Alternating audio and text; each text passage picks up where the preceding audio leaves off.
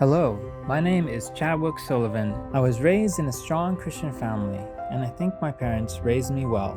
I was never taught to believe something for no reason, but it was made very clear by my parents' teaching and by my father's own testimony that faith without evidence was blind faith. I wanted a faith that was grounded and that I could live by. My father made sure that me and my brothers knew how to share our faith through programs, videos, and more. He helped me to perceive the grace of God. It was hard for me after that not to feel a certain duty and responsibility towards God. Towards the end of high school, I looked at the other Christians around me, and what I felt was that no one was really living as they ought to, including myself. I wanted to impact people for change, believers and non-believers alike. When I graduated from high school, I moved out of the house and decided to go into the ministry. I felt as though too many young adults and Christians were living their lives without purpose. But even among the Christians and the church leaders that I saw around me, many seemed much more absorbed with their relationships, making money, relaxing, and watching TV. So as I looked at those around me, it's true, many of us were spending our lives on things that pleased us and the things that didn't really matter. But when I shared this with my close friends, many didn't really see a problem with it. So I devoted myself pursuing what I thought to be the correct way of life and pursuing my ministry. A couple times a day, almost every day, I would stop at a small chapel as I passed it on the way to my university, and I would pray there for wisdom and understanding. For my education, I took many classes on the Bible and religious texts. There was one winter where I spent some of my school funds on religious literature about the character of God, knowing and understanding God. And then I spent the whole break fasting and reading religious books by famous authors. Although I felt like I was dedicating myself to something important, I wasn't really able to arrive at the answer I was looking for. The following year, during the summer, a friend introduced me to a Bible study.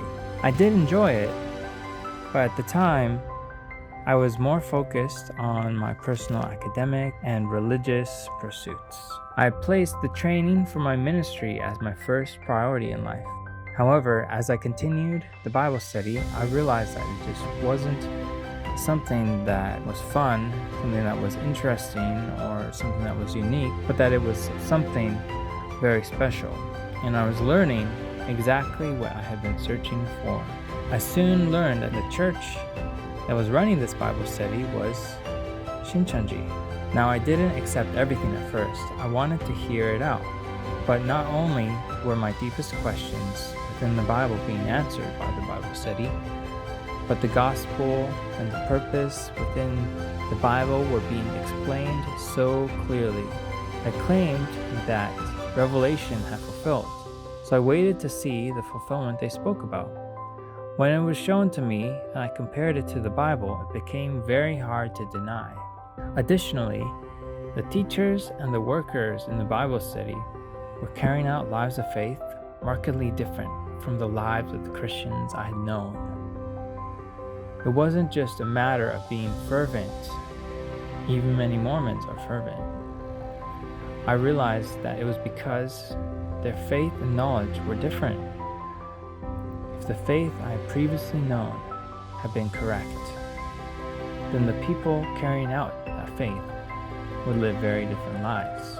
But because their concept of God was incorrect, they lived lives according to the God they had created in their own minds, or the God they were incorrectly introduced to by those around them.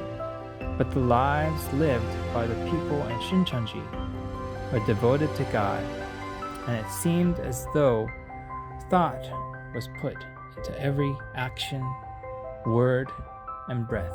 Now I've been a part of Shincheonji for a long time, And although many other Christians will speak evil things about Shincheonji, we are carrying out a life of faith according to the Bible. We are serving our communities both physically and spiritually. We're doing volunteer work. We're offering free Bible classes. We're devoting our time, money to good things. Instead of fearing Shincheonji or misunderstanding it, I hope and pray that more people can put in a little time and effort to correctly and honestly understand Shincheonji and his teachings. Is it so harmful to understand beliefs different from your own? Rather than persecuting or judging something you don't understand, show love and seek after understanding and reconciliation. The members of Shincheonji will show the same to you. Thank you.